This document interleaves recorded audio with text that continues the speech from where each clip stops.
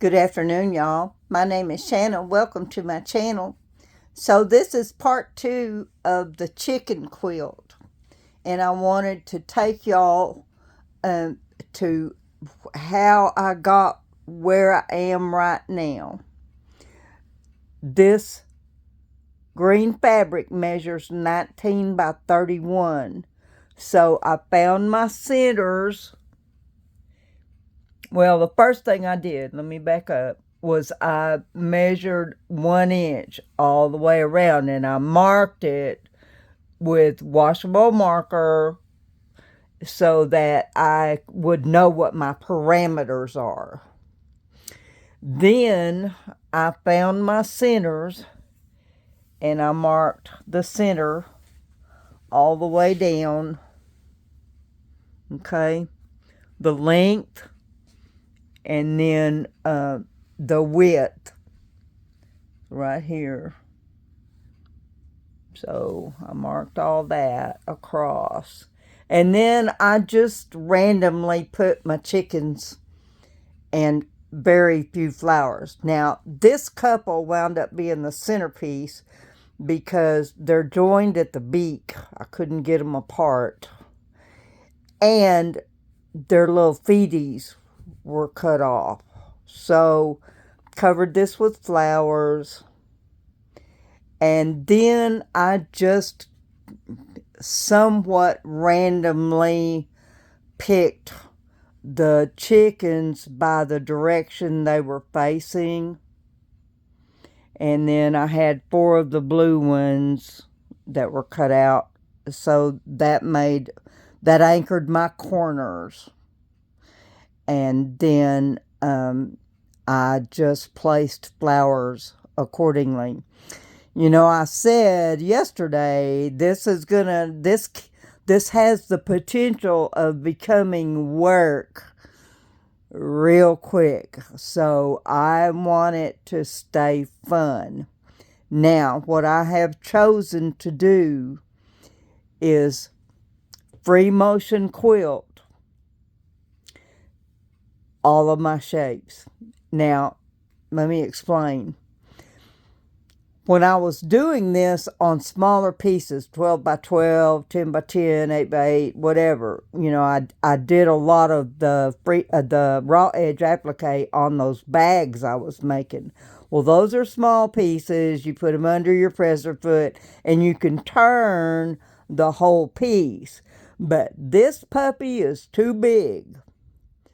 I'm not going to be able to do a good job trying to roll this up and turn each one. So free motion with the darning foot is the practical thing to do. Now, I'm going to have to practice. I have set up a piece over there with highly contrasting colors, and I'm going to use some navy blue thread for my stitching for my top thread, and I'm going to practice. I did purchase an open toe darning foot that I did not have,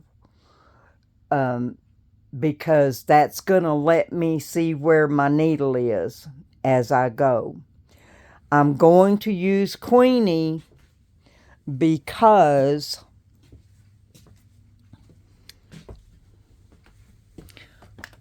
her feed dogs drop and she has speed control.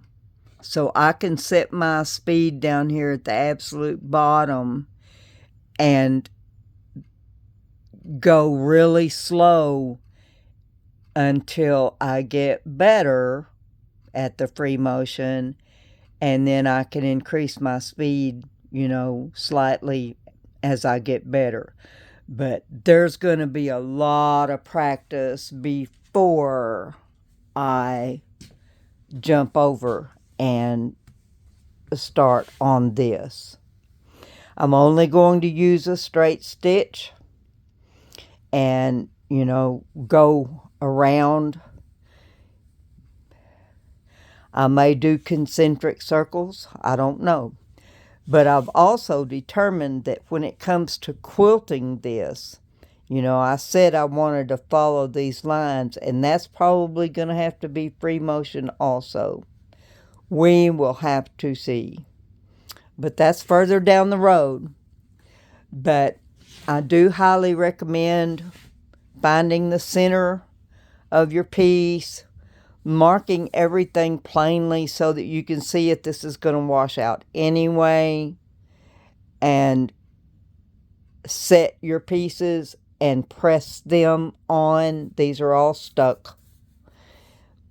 Press them on where you want them, and then go off to the side with something else and practice. So I love y'all to pieces. I'm excited. Honeydew and I are feeling better day by day. So thank you, Jesus, for that. I love y'all to pieces. Y'all have a blessed day, and we will talk to you later.